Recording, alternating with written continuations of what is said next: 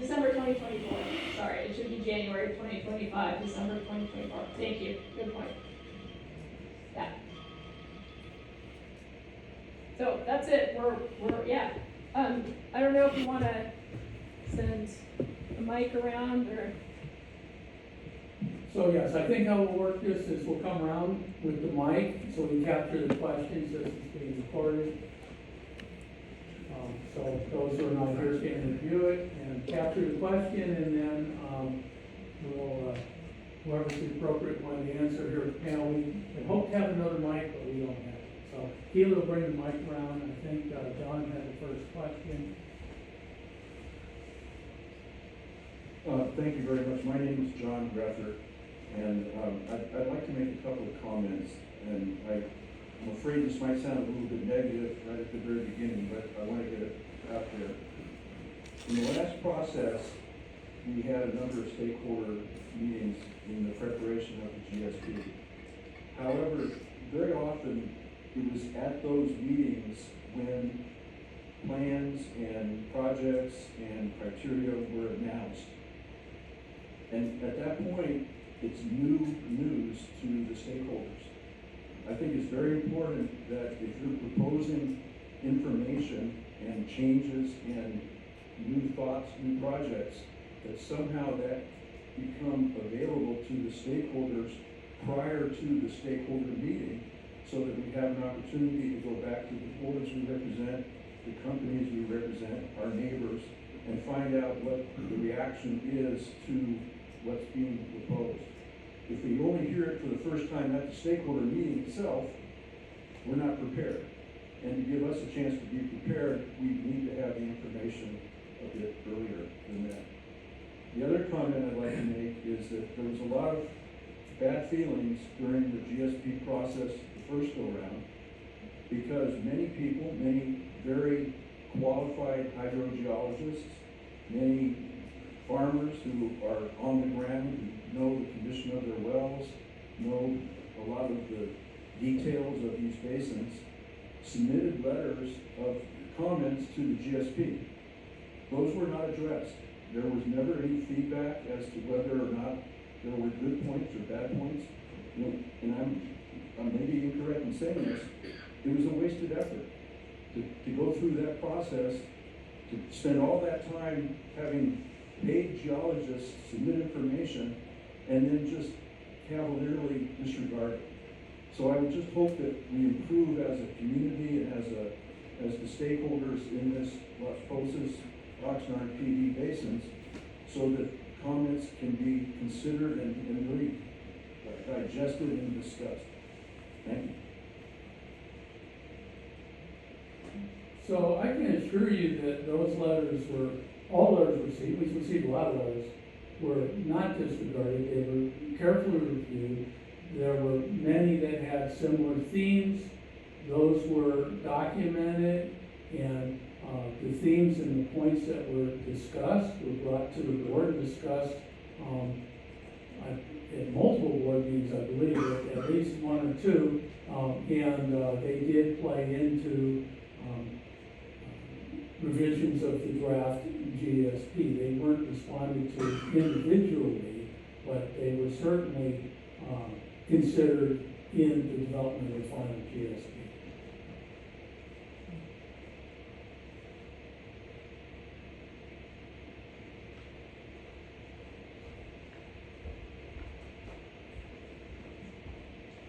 Good evening, I'm Keith Lemieux. I'm speaking for Berwick Mutual Water Company. I noticed on the stakeholder involvement process, there's no reference to the PAC or TAC system that was developed and agreed to by Fox Canyon as part of the settlement of the adjudication. What is your plan regarding PAC and TAC? So you're speaking about the Las Posas Valley Basin, and so the judgment, which would implement the PAC and TAC, as you may know, is currently state, so it's not, it's in a pause state. So if that should change, then we'll respond accordingly. We certainly encourage, this is gonna be very open. In addition to these stakeholder meetings, there'll be multiple board meetings where various, topics, changes and proposed, if there's changes proposed for minimum thresholds, measure objectives, or policy, this, input that we need from the board, that'll be coming to the board frequently.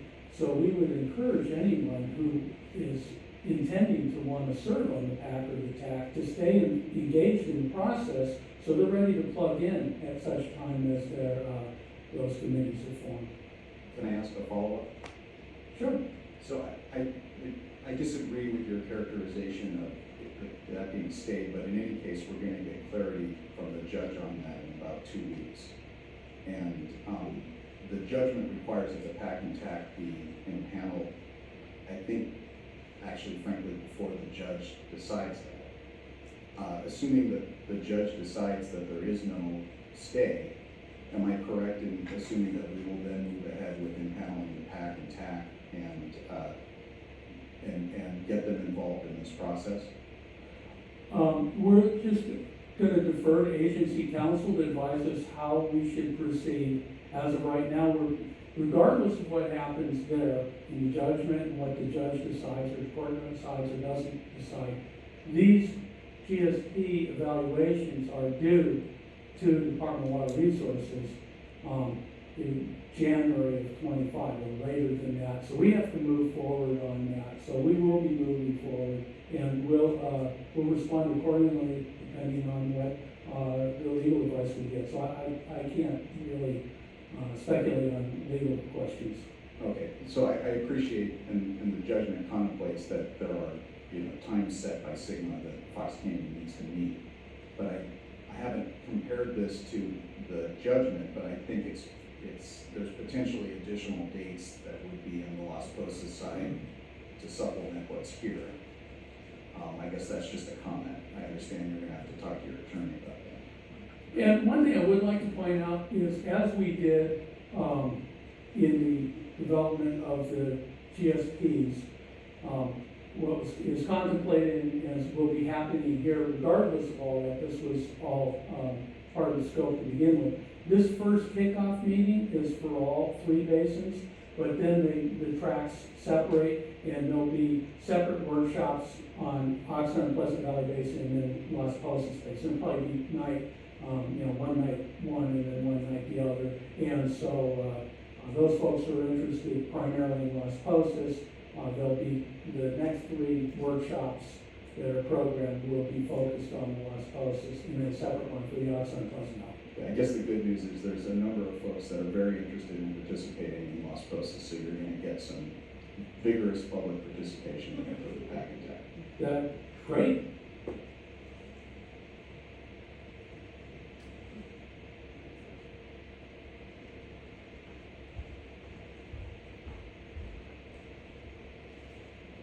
I represent a small mutual water company, and I noticed on one of your slides that you mentioned a fee for recharging the aquifers.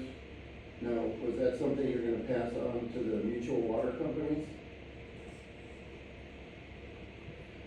So the agency has been evaluating implementation of a replenishment fee, initially looking at for a replenishment fee for purchasing surplus water. Ultimately, there's a lot of projects that are envisioned to be constructed. They'll need to be funded, and so ultimately we will be looking at implementing fees. There'll be a lot of stakeholder input on that effort of implementing fees when the time comes, and what level of fee is appropriate to fund which projects is something that we'll need to have a lot of stakeholder input on. The bottom line is that we're pumping more than the basins can natively support. The basin is the most trouble is Oxnard. And so we have to have a combination of implementing projects to increase the water available, increase the sustainable yield of the basin, to get to the point of the water demand now, or we've got to reduce the allocations to get the demand down. And at some point, those are gonna meet, and that's really going to be up to, you all, the stakeholders, the pumpers, to give us the input in terms of how much you're ultimately going to be wanting to invest in those projects, in fees to build those projects down the road. There'll be plenty of opportunity when we have a lot more specifics on that down the road. The reason I asked that question is there's a lot of small mutual water companies in Ventura County, and most of them serve underserved and underprivileged communities. And if you're gonna start putting fees on these small mutual water companies, it's gonna be very detrimental to the residents that can barely afford the water now. And then if you're gonna put fees on them, it's just gonna make it unbearable. And my second question is, you had mentioned if we can get more water in the aquifers. So if United Water could take as much water out of the river as they wanted to, would our aquifers be basically full? Well, United's taking a whole lot of water out this year, but since 2012 or so, we went through many years, basically a decade, with almost no water coming down the Santa Clara River. And so there really wasn't much water to take. Certainly that United has challenges with regulations. They have projects that they're looking at to be able to give them more flexibility about when they take that water so that they can increase their pumping or their recharge. And that those operations are obviously critical to the health of the Oxnard, West Las Posas, and Pleasant Valley basins. And so but would that get us out of the woods entirely? No. Seawater intrusion's been happening and been recognized since before World War II. And so it's going to take more than that, but that's a huge piece of it. Well, wouldn't it be a better focus to try and get more water into the ground instead of letting it all run out to the ocean? Instead of the way you're going now at problem? Well, I think that question probably would be better asked of United, who's working with the regulatory and physical constraints of operating that system. So I wouldn't want to speak to that on their behalf. Thank you.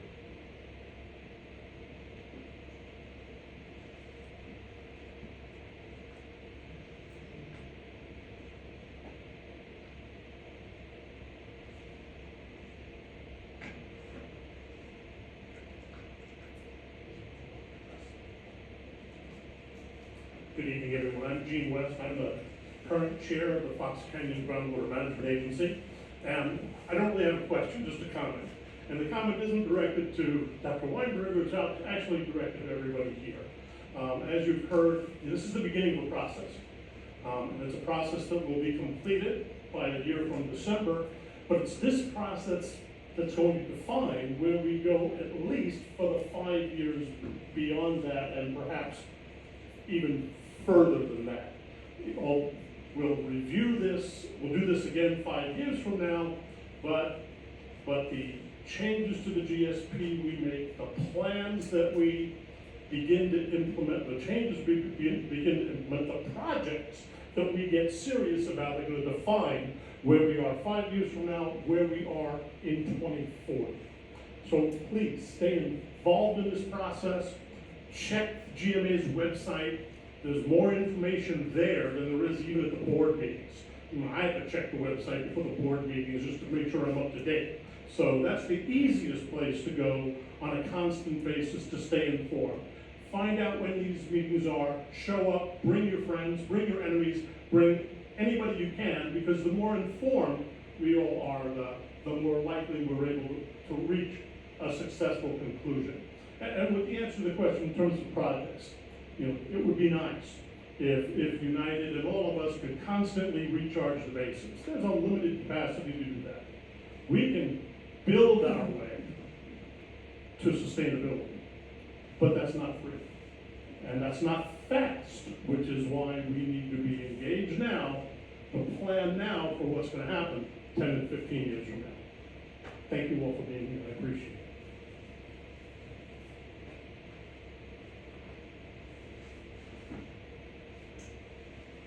Good evening. So this first GSP update's being submitted to DWR, and it's gonna show our progress at 25% through the 20-year compliance period. We have to be able to show progress according to DWR and according to state law. What progress are we going to be able to show? This is the first quarter of our football game. We're all on the same team, and have we scored anything yet? One of the easiest management actions to implement is at least to begin the process of the ramp down. However, we haven't even begun that discussion yet in the Oxnard Basin. The city of Oxnard previously expressed concern about excessive ramp downs and suggested that pumping reduction management action should be most conservatively implemented so as not to send the region into unnecessary shock. But we have to begin that process. We can't keep waiting. Doing so soon would show some tangible progress toward achieving basic management objectives included in the GSP. Oxnard's ready to participate in that discussion, and we're eager to help get that across the finish line. That could be a touchdown in our 5-year update that DWR notes.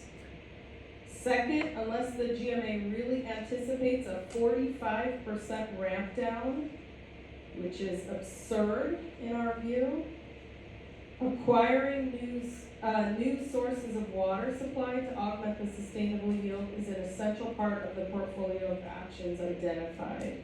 However, we're not likely to be able to show material progress in the GSP update towards some of the more complex and expensive proposed projects listed in the GSP.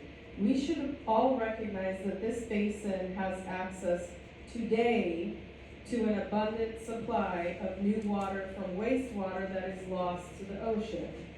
The city encourages the GMA to prioritize projects and actions that remove financial and administrative obstacles that currently hinder development of recycled water.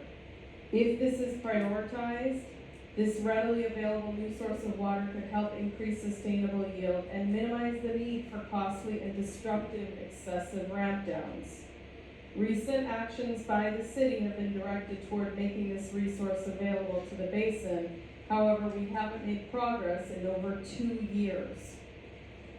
The city stands ready to work with the GMA and all the stakeholders to implement actions that make recycled water, which is already in the GSP portfolio, a viable new water resource for the basin.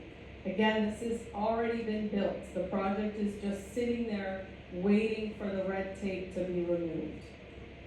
Tangible actions toward this goal could be highlighted in the 5-year progress report too. That's yet another touchdown for our team, and DWR would take note. Thirdly, DWR's evaluation of the GSP noted, and I quote, inconsistencies between the City of Oxnard's 2030 general plan and the GSP, end quote, and stated that DWR, quote, encourages FCGMA to work with the City of Oxnard to rectify the differences in policies that could impact SGMA implementation in the basin, end quote. The city looks forward to hearing suggestions the GMA may have to resolve such conflicts before the 2025 GSP update. That could be at least another down in the first quarter. More importantly, even if DWR weren't looking at our GSP at all and requiring progress, we, the stakeholders, want progress. This isn't just a document to lay aside and pick up every 4 years to see how our consultant can update it. It's the future, the water future of this entire region. What is our 2030 GSP going to look like? GSP update rather going to look like? What progress will our team have made at halftime? The City of Oxnard is eager to help our team move the ball in the right direction and score a win.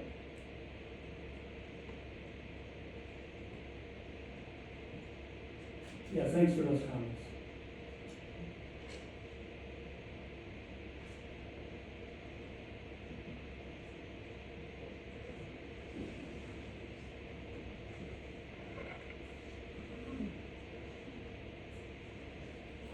thank you to Kim and to Jill for the presentation. Our question is, and maybe along the lines of John Richard's comment, to have a constructive stakeholder process. I wonder what are the key decision items that are going into this 5-year update? What are the questions that you're asking stakeholders to weigh in on? And maybe I'm asking, I don't want to put you on the spot, but maybe in January, because it's just so broad and so open, to kind of lay out what are you asking, and then we can get a proper response. Thank you.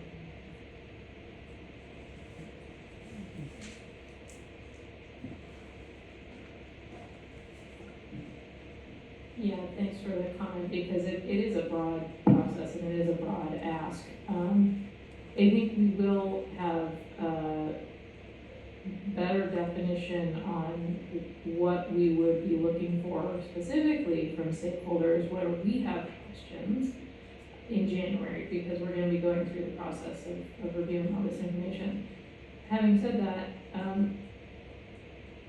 at any point during the process, we welcome stakeholder input to help us understand what's going on in the basin, what these new conditions might be, what the data is that we're evaluating, right? And I appreciate the comment on wanting to know kind of where this is going before a stakeholder meeting, so you have some time to think through it and to talk to other people about it and make sure that everyone who has something to say can have that time to think about it and bring it to the meetings themselves. So I think we have some thinking to do over the next, couple weeks here as we sort of start to develop this process to incorporate the feedback we're getting tonight into making sure that this is really truly a productive process, because that's the intent of this.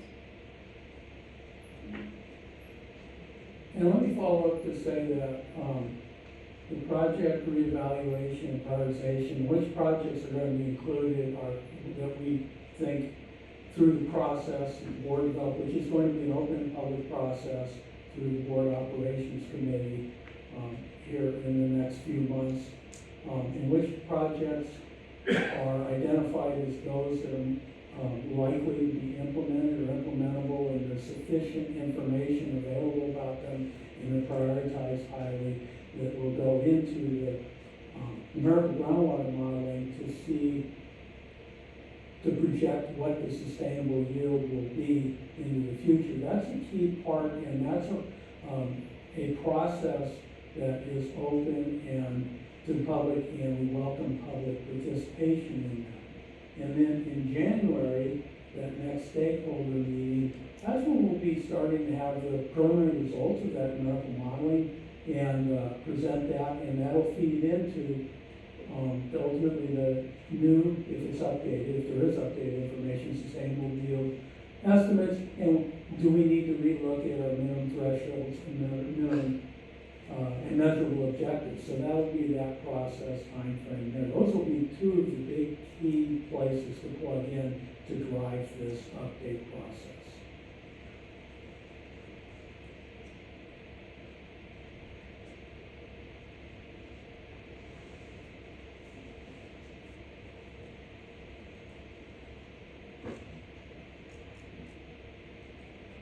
Hi, Maureen from the Farm Bureau of Ventura County.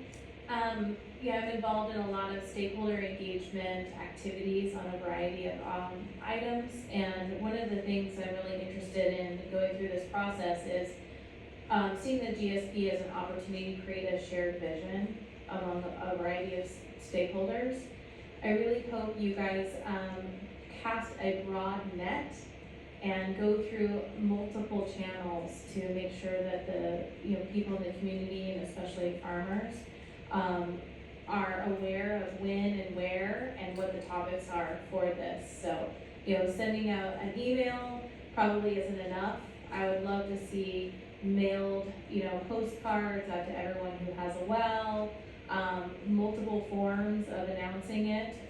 We have a really broad group of diverse farmers who, a lot of them don't use emails. I know for the Farm Bureau, more than half of our membership joined before 1970. So making sure that where it's located, when it is, what the expectation is really clear and it's easy and accessible for people, I think is going to yield a much better result and get us closer to this shared vision. Thanks for that input.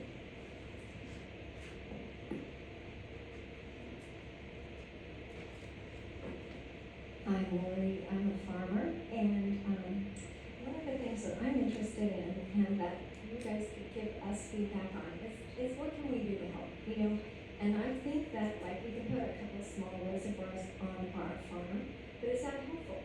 And I don't know how to go about that. So if there was a way to get information to us on things that we could do to help, I don't know, some people that are down by their arroyo, they might be willing to help get some of that, how do you say that?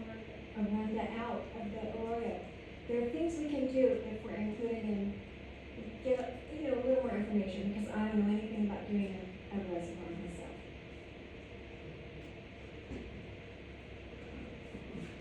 Okay, yeah, thanks for having a look for those opportunities.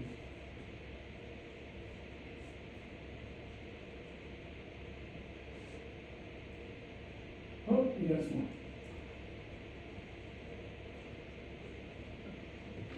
I have to say this, having sat through many of these meetings for the last how many years. This feels like every other meeting I've sat at, where the stakeholders hear what you're going to do. We've not been asked. The whole reason we sat through adjudication for how long was to get to this point. If you were gonna punt to your attorneys, why aren't they here at the meeting so we can ask them? The path and attack, it seems to me right now, is being ignored. So are we supposed to proceed with our ideas and submit them to who? To be ignored? I mean, it feels the same to me, like the whole reason we're here is because we've been ignored for years, farmers, stakeholders, and it seems like it's continuing. You're gonna tell us in January what we're doing next, and where are we supposed to submit what to whom to be ignored again? This just feels like more of the same to me. I'm hoping for some change. I was hoping the GMA was on board with us, and it seemed like you were. And now it just feels like it's business as usual. Okay, thanks for those comments. Excuse me, my name is Darrell Smith. Excuse me, my name is Darrell Smith.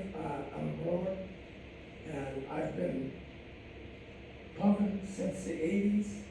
And my question to you is, the method the GMA has used in the past is by allocations, and the allocations have changed over the years. And is it the intent of the GMA to continue regulating water by allocations? And if so, what is the intent? Is it going to be based on data that each area is pumping? And if not, what will it be based on? Or will it be past interference?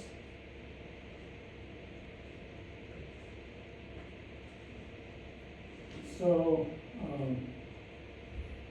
well, I'm not 100% sure I understand your question. I think that you're asking, ultimately, it'll be based on the sustainable yield of the basin, and so we look at that, we look at what the total pumping is. The board has has created allocations, and if all the total pumping is more than what the sustainable yield of the basin is, with projects that are projected to be implemented and funded and implemented, then the board's going to have to look at reducing those allocations.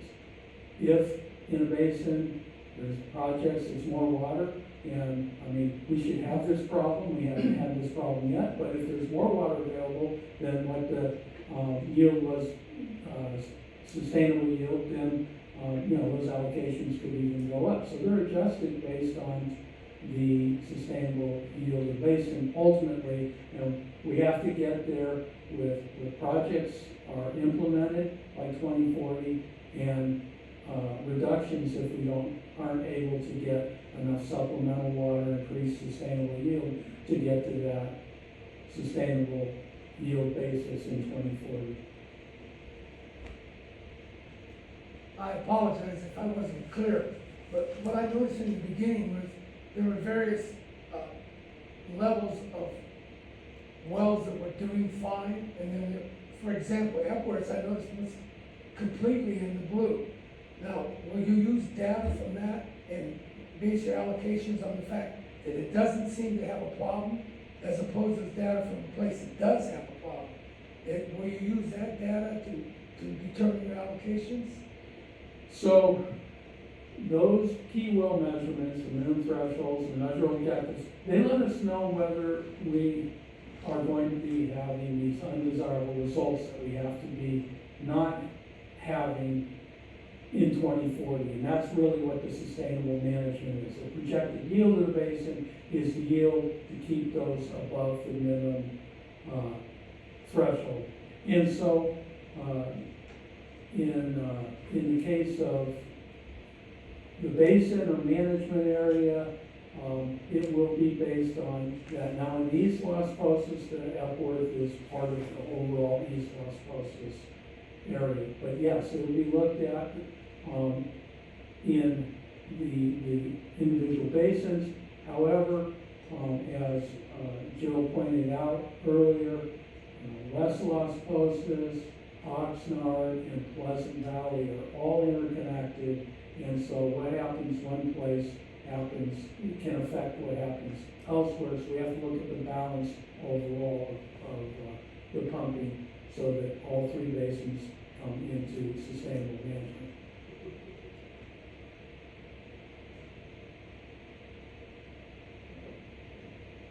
Keith Lemieux again. Speaking of allocations, is the plan to use, for Las Posas, is the plan to use the allocations that Fox Canyon stipulated to in the judgment going forward?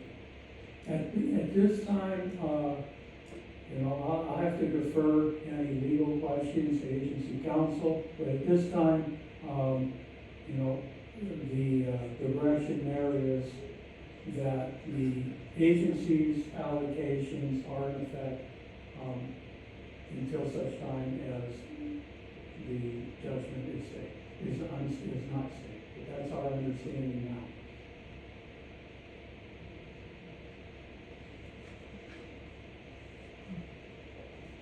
Is there an inbox for stakeholders to submit thoughts and ideas between now and January?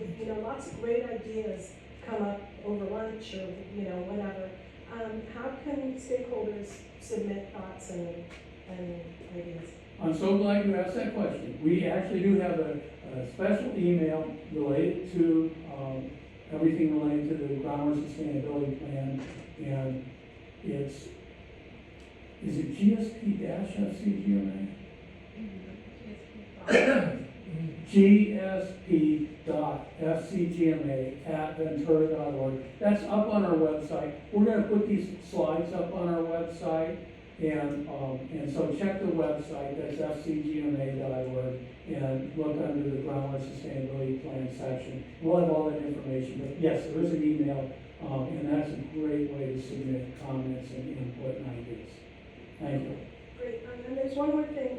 Earlier in the slide presentation, it was noted that the Las Posas Valley did not receive any grant funding at all, while the other basins did.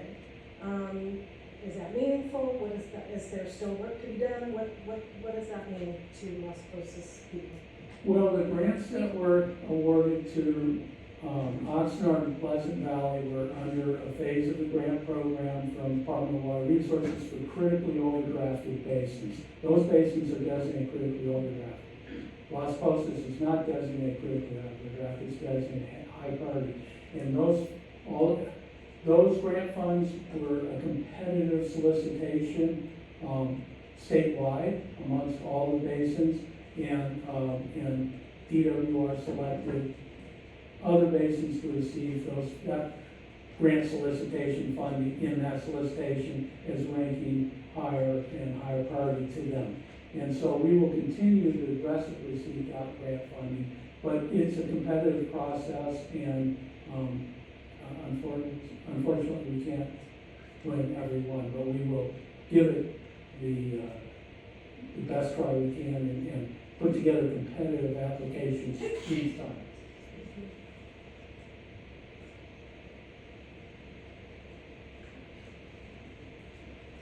All right, well, one more? Quick question, sorry. I'm the person at the very end of class. Yeah, I did have just a couple of questions, one question, one comment, for maybe both questions. So with regard to sustainability projects, do you have anywhere on your website where you have some slides or something to put together for farmers that would like to find out more about, say, basins or injection wells, other ways that they can do groundwater sustainability management on their farms? So what we do have is we do have in our annual reports the project listing of all the projects that have been submitted and have gone through process and have been included for consideration of implementation of funding down the road. So you can certainly look at those projects that have been implemented. Most of our projects to date have been implemented by agencies, United, cities, City of Camarino, City of Oxnard, others like that, and they've been more large-scale projects. Not to say that smaller scale projects might not be important, but that's what we have. In terms of small projects and specific information for consideration, we don't have that presently, but that's an interesting idea. And maybe that may help with a lot of questions that you have moving forward. Another thing with the model, as you're going through the model, do you have, like the USGS, when you're looking at groundwater models and things like that, they always have like the inputs and outputs that are available for the general public to be able to pull off and take a look at. Do you guys have that through the model or your upcoming model? So the modeling that will be done, just as it was done for the first GSPs, for the West Las Cruces, Oxnard, and Pleasant Valley, we'll be working with United. United will be doing the modeling with their model, and there will be reporting out of all that information. In the East Las Cruces, Caigas built a model for that, and we'll be doing Dudek will be doing the modeling there. Caigas has given that to them for the East Las Cruces. There's two different models, but yes, those data will ultimately be available, and I think that answers the question.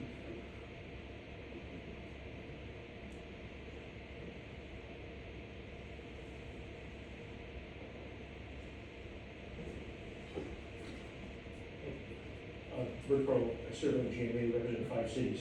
The model that we're talking about, that United Water has, will that be shared? That it could be put on the GMA's website, publicly shared, so the public can look at the model? Well, the reporting from it and the output and the input will definitely include as technical appendices to the update report, the GSP update report. So we'll have that. The model itself won't be up there. That's something United maintains on its computers. The model is a USGS model, and so that model is available if other people want to. I just wanted the young lady in the corner to understand United Water's model belongs to them. It's not shared so that everybody can look at the model. It's my understanding. So I hope you understand that. And I appreciate the little explanation that you added that.